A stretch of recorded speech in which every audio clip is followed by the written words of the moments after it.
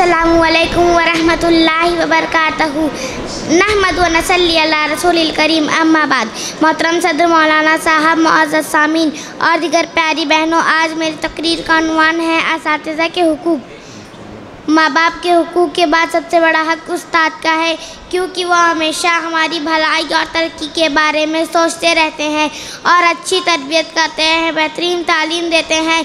लिहाजा हमें चाहिए कि हम अपने उस्ताद की हमेशा इज़्ज़त करें, इनका अदब और एहतराम करें, इनके सामने अपनी आवाज़ बुलंद ना करें, इनसे नरमी से बात करें, हमेशा उनके लिए नमाज में दुआएं करते रहे। जब वो बताएं या पढ़ाएं तो उनकी बातों को गौर से सुने। जब भी और जहाँ कहीं पर भी उनसे मुलाकात हो तो सलाम करने में पहल करें।